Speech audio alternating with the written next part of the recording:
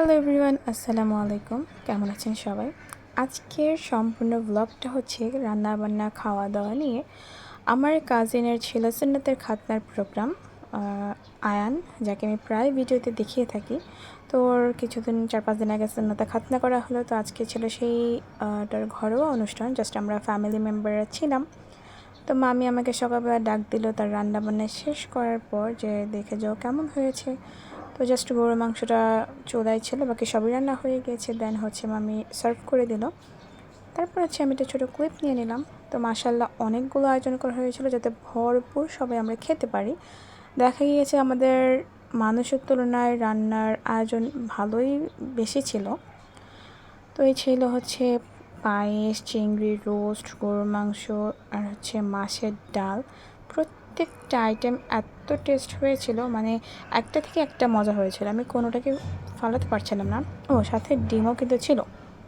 তো যাই হোক, রান্নাবান্না আমি দেখে সুন্দর করে একটা ক্লিপ নিয়ে নিলাম। আর ইচ্ছে তো করছিল এখনই খেয়ে ফেলি, বাট সবার জন্য ওয়েট করছিলাম সবাই আসতে একসাথে আমরা খাবো, কারণ সবার সাথে খাওয়ার মজা আলাদা।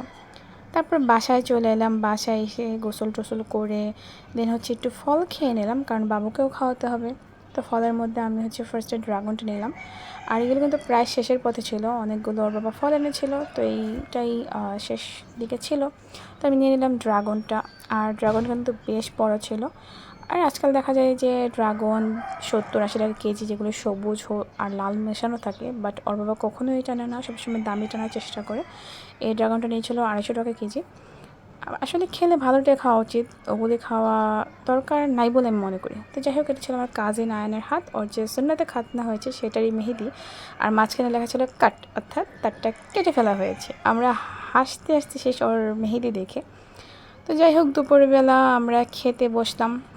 তো এই হচ্ছে আমার হাজব্যান্ডের আর আমার প্লেট। তো আমি শসাটা তখন নেইনি। তো এই যে এক নালা মুখে দিলাম। দেন হচ্ছে একটা কাঁচামরিচ নিয়ে নিলাম। কাঁচামরিচটা তো ঝাল ছিল জাস্ট বলার বাহিরে।